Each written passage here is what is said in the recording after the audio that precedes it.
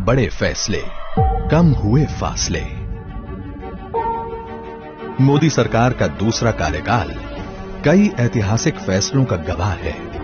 इस एक साल में दशकों से लंबित ऐसी समस्याओं का समाधान हुआ है जो देश के गौरवशाली इतिहास में एक नासूर बनी हुई थी।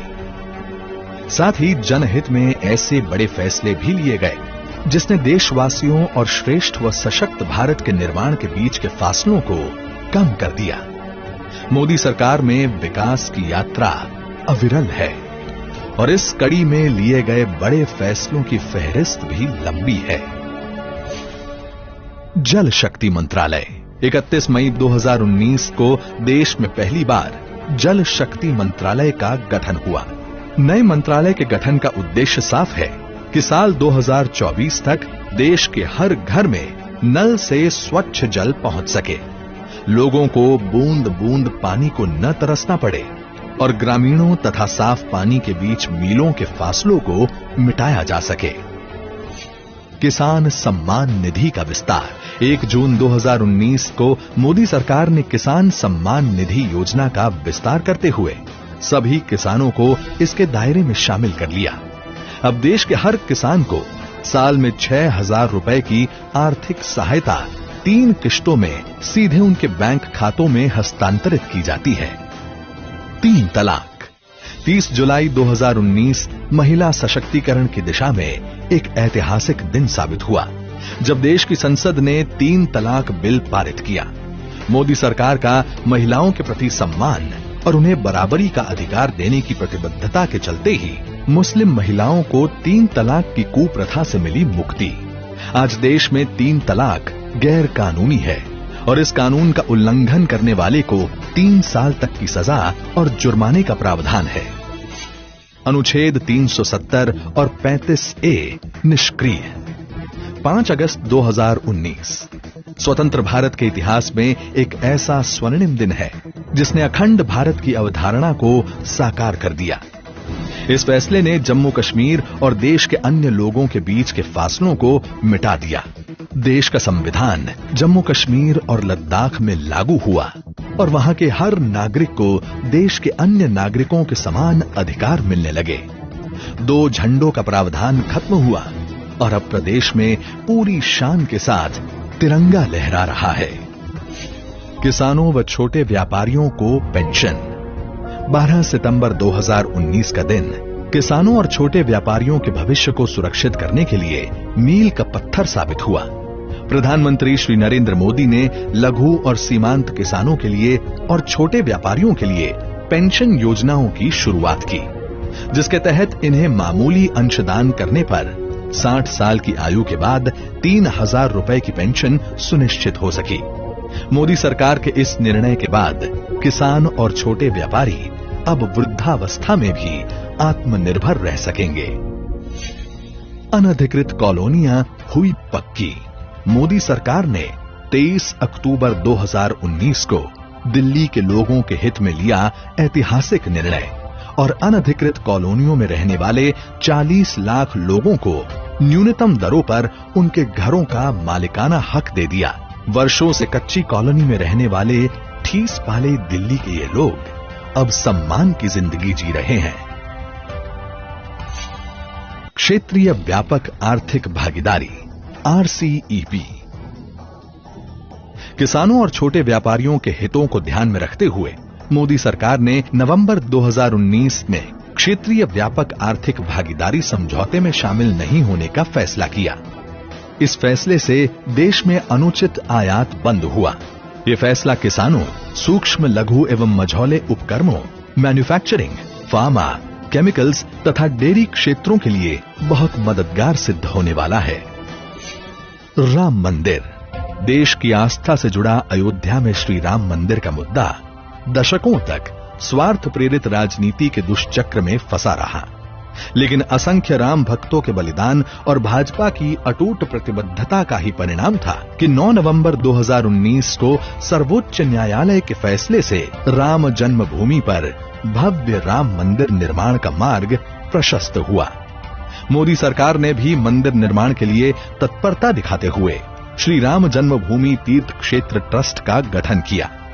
आज अयोध्या में रामलला को चांदी के सिंहासन में सुशोभित किया जा चुका है और राम जन्मभूमि के समतलीकरण का कार्य प्रगति पर है। करतारपुर साहिब कॉरिडोर। सिखों के पवित्र तीर्थ स्थल करतारपुर साहिब के दर्शन को लेकर सिख समुदाय पिछले करीब 70 साल से सरकार से मांग कर रहा था, लेकिन राजनीतिक उदासीनता के चलते भारत के लोग दूरबीन से पवित्र गुरुद्वारे के दर्शन करने को मजबूर थे।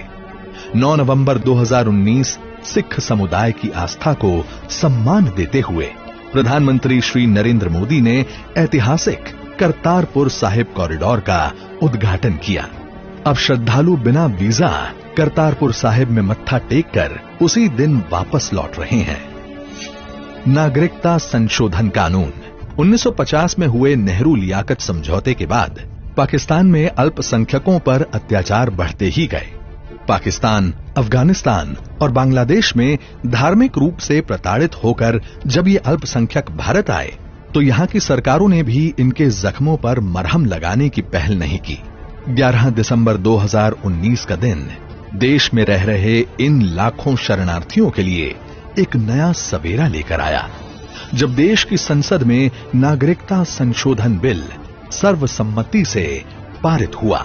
बिल पास होने के बाद पाकिस्तान, बांग्लादेश और अफगानिस्तान से 31 दिसंबर 2014 से पहले भारत आए हिंदू, बौद्ध, जैन, पारसी, सिख, ईसाई समुदाय के लोगों को भारत की नागरिकता मिलने का रास्ता साफ हुआ।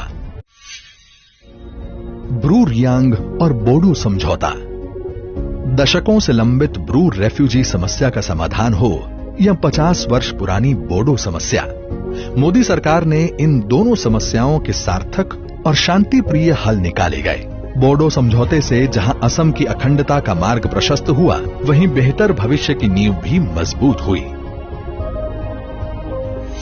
प्रधानमंत्री गरीब कल्याण योजना। लॉकडाउन के दौरान गरीबों और जरूरतमंदों की तत्काल सुध लेते हुए मोदी सरकार ने 26 मार्च 2020 को 1.7 लाख करोड़ रुपए की प्रधानमंत्री गरीब कल्याण योजना की घोषणा की।